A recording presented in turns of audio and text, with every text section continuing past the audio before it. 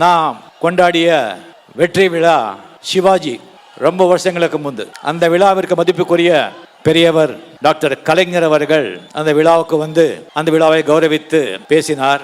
அவரை அந்த பேசின விஷயத்தை அந்த குரலை என்னைக்கும் மறக்க முடியாது. என் உயிரினும் மேலான அன்பு உடன்பிறப்புகளே, அவருடைய திறமையை பற்றி, நடிப்பை பற்றி, அவருடைய பழக்க வழக்கங்களை பற்றி, அவருடைய இயல்பை பற்றி, குணாதிசயத்தை பற்றி, அவர் பெற்று வருகின்ற வெற்றிகளை பற்றி எல்லாம் எல்லோரும் பேசினார்கள். நானும் அவைகளை எண்ணி எண்ணி வியக்கிறேன். ஆனால் கடைசியாக எனக்கு முன்பு அவர் பேசிய பொழுது அந்த வெற்றிகளுக்கான காரணத்தை, ரகசியத்தை வெளியிட்டார். கபிலருடைய ஒரு தத்துவத்தை எடுத்து சொல்லி, ஆசைப்படு, அந்த ஆசையை நிறைவேற்றிக் கொள்ள பலரையும் சேர்த்து கொண்ட பிறகு ஆசைப்பட்டதை நிறைவேற்று, அதில் கொஞ்சத்தையாவது பங்கிட்டு மற்றவர்களுக்கு கொடு.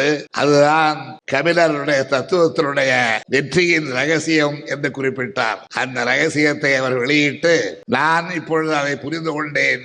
ஆசைப்பட வேண்டும்,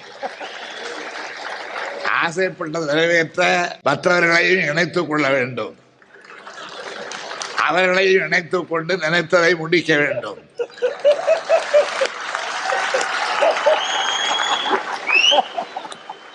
ஆசைப்படுவது தவறில்லை.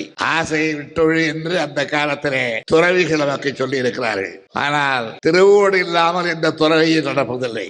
அது திருவோட்டின் மீது அவர் கொண்டிருக்கின்ற ஆசை. எனவே பயன்படுத்தப்படுகின்ற ஒரு பொருளின் மீது ஆசைப்பட ஒரு துறவிக்கு உரிமை இருக்கிற போது அதை தவறு என்று யாரும் கருதவில்லை. புத்தர் உள்ள ஆசைகளை துறந்து விட்டுத்தான் இரவோடு இரவாக அரண்மனையை விட்டு துறந்து வெளியே சென்றார். அப்படி சென்றாலும் அவர் ஆசைப்பட்டார். ஆசைகளை துற என்று சொன்ன புத்தரானாலும், புத்தரை போன்ற மகான்களானாலும் அவர்கள் எல்லாம் ஆசையை துறக்க வேண்டும் என்று சொன்னார்கள். அதுல இந்த ஆசையை துறக்க வேண்டும் என்கின்ற பொன்மொழியை மக்களுக்கு சொல்லி மக்களை திருத்த வேண்டும் என்று ஆசைப்பட்டார். அதுவும் ஒரு வகையிலே ஆசைதான்.